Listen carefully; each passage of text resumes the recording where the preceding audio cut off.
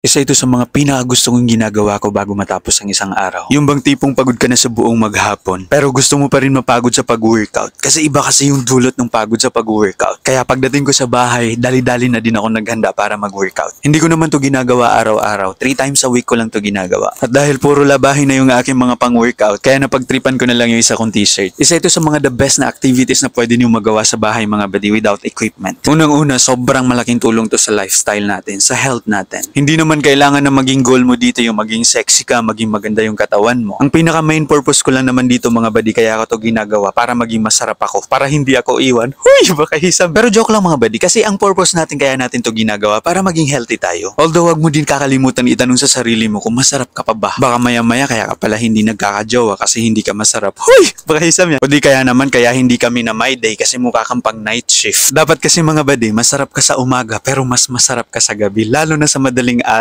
Huy, baka hisam yan. Yung ginagawa ko pala ngayon mga buddy ay para dun sa mga taong hindi masyadong malakas mag-push up. Ako kasi nakaka-20 lang ako ng push-ups, hindi ko na kayang iangat yung katawan ko. Pero ito talaga mga buddy, para to sa mga beginner. Ang pinakauna kong ginagawa mga buddy, nag-elbow plank ako. Para mas lumakas ako at makontrol ko yung body weight ko. Tapos nung lumakas na ako, sinunod ko na yung planks. Kasi ito yung starting position ng push-ups. Tsaka naman ako nag-move doon sa negative push-ups. Ang ibig sabihin ng negative push-ups ay, ang gagawin mo lang ay yung pababang motion ng push-up. Pagkatapos ng mga buddy, ginawa ko na din yung kneeling push-ups and I do it over and over again. Tapos nung nasanay na yung katawan ko, kinaya ko na rin buhatin yung katawan ko at nag-move na ako doon sa push-ups. Ang kagandahan nitong workout na ganito mga buddy ay kahit saan ka man ay pwede mong gawin without equipment. Kahit nga nasa loob ka lang ng room or nasa vacation ka, pwede mo pa rin gawin to. At saka isa to sa pinaka-safe na workout na pwede natin gawin mga buddy. Bukod nga sa nag-home workout ako, halos araw-araw din akong tumatakbo. Kinakailangan din kasi natin ng cardio exercise para sa mga puso natin. Yung bang sobrang alagang-alaga ka sa puso mo pero paiiyakin ka lang ng hindi man lang naghihilamos. O diba, nanood ka lang ng vlog ko na real talk ka pa. Huy, baka hisam yan. Pero sa totoo lang mga buddy, hindi mo naman kailangan gawin yung mga workout na ganito para ma-impress yung ibang tao. Ako kasi kaya ginagawa ko yung mga ganitong workout kasi yung papa ko kinamatay kasi sakit sa puso. And take note, namatay yung papa ko nasa 57 years old pa lang. Kaya ako sobrang alagang-alaga ako sa health ko. Mahirap na kasi magpabaya mga buddy. Pinabayaan ka na nga niya, pababayaan mo pa pati sarili mo. Huy, baka hisam yan. Sabi nga ni Miss Katie Ring, luluwag ka lang pero magmamahal ka pa rin ng iba. Huy!